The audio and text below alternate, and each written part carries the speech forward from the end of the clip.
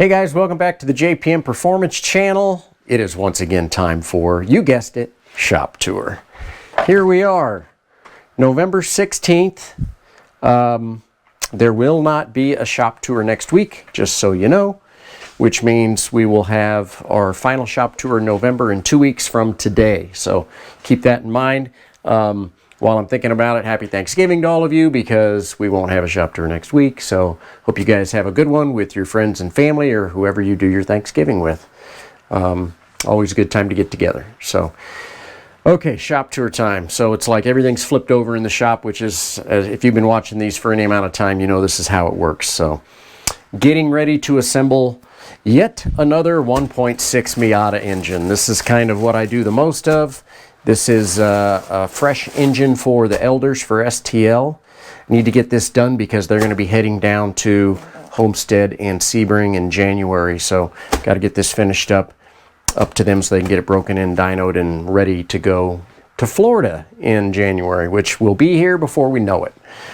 So a little bit of a disaster over here right now because this is a total disassembly area, just kind of taking things apart. This is actually a B18 A1 engine that I'm getting ready to build for an Endurance Integra.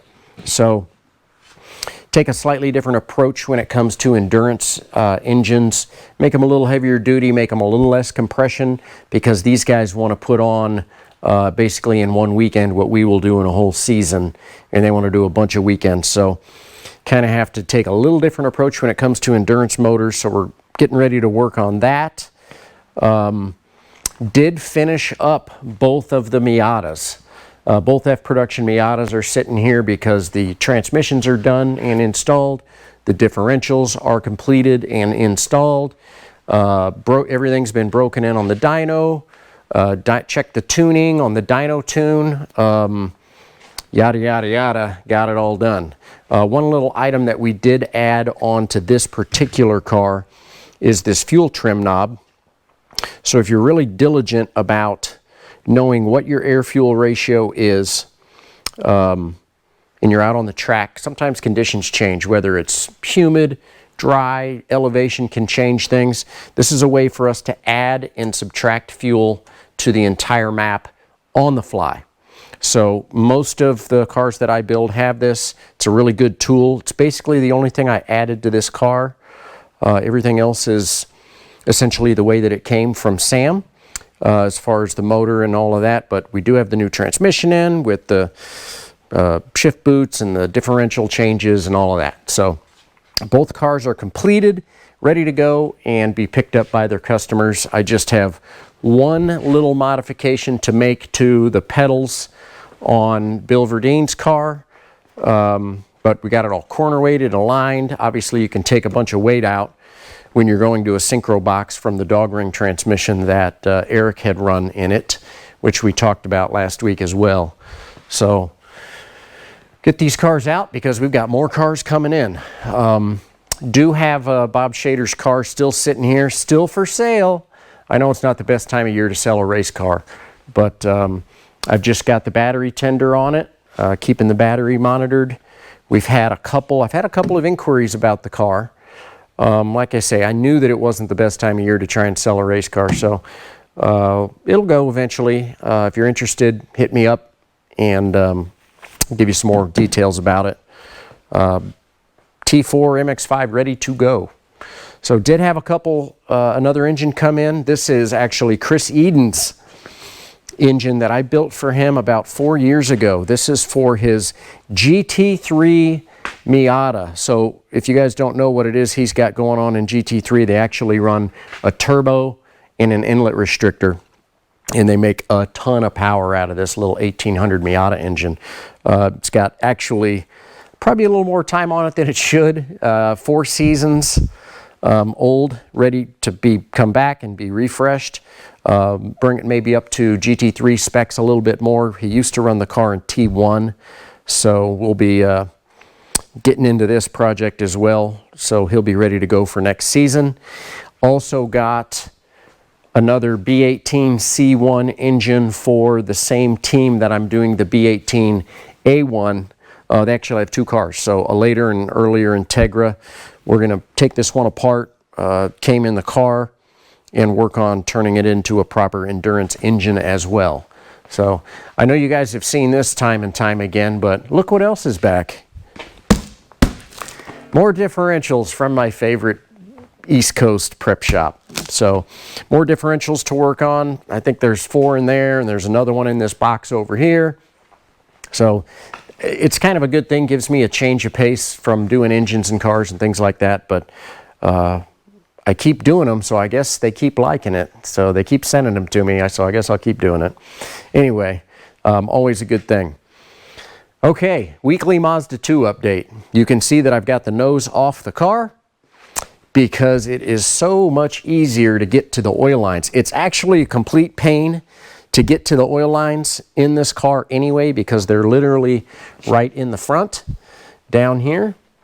And actually what I'm doing here is plumbing in the check valve and the T and everything properly, because A, the car didn't have a check valve, B, the AccuSump was coming in the wrong spot. So really quickly, and I think in our AccuSump video we may have talked about the proper routing, maybe not, but either way you have to have a check valve. So when you dump your AccuSump, it comes into the line that goes into the motor, right? So you need a check valve from the line coming from your oil cooler, so that when that oil comes into this T, it can't go backwards. If the oil goes backwards through the oil cooler, it's not doing you any good. You want that oil to go into the motor, so you have to have a one-way check valve to prevent it from going backwards. You can get a little bit of a look at it. I ended up putting it right here on the oil cooler. This is the check valve that I'm using here, and this is the inlet to the motor. And the AccuSump will come in right here. So the AccuSump's actually going to work well next year. So the other thing that I've been working on is not only remounting the AccuSump is in its position. You can see that I've got the liquid-filled gauge installed onto the AccuSump here, because the stock gauges that come with these, like I said last week, are complete garbage. And I also have the battery mounted. So this is that huge Optima battery and that Artec battery mount that I like so much that holds these things in position. I'm going to end up making just a little bit of a jog here with a 45-degree AN fitting, and we're going to run this right along here and put a proper plate in with a bulkhead fitting down on the floor. But like I say, we just keep chipping away, working on things here and there. I did get, I don't know if you guys have seen these or not, they're called Seals-It grommets. This is actually a blank plate one. So this is just rubber inside here, right? You can use these for firewalls. Oftentimes I'll use them. They make them in a bunch of different sizes with a bunch of different holes. This one's a blank one because if you'll come right along here, what I'm going to do is I'm going to install this right in this position. So what we've got here is we've got our oxygen sensor coming in, going to the ECU. I'm going to run another sensor for the AIM independent of this so I can double check it. And I'm going to run both of those through this Seals-It grommet, and look how nice that's going to look. I love it. So these are the little details I'm always talking about, how I like to make things really nice. You can get these from Summit, you can get them from Pegasus. They make them in, like I say, all different sizes, big, little ones. They even make some that are split, where you can actually set them over an existing loom and then rivet it into the firewall. So details, guys, that's how I try and make my cars as nice or nicer than anybody else's. So little things like this. I've got a couple more AN fittings coming before I can finalize the plumbing system for the AccuSump. And then after that, we're going to get into the wiring. So that is where we're at these days, guys, or this week. I appreciate you guys watching as always. Hope you guys have had a good week. And we'll have we've got something, our winter special coming up in a couple weeks. Hang tight for that. We've got some JPM apparel that we'll be doing again, and I did get some feedback from a couple of you guys about things you might want a little different this year in your winter apparel, so we'll be working on that as well. Have a great rest of your week. Have a great Thanksgiving. I'll see you guys in 2 weeks. Take care.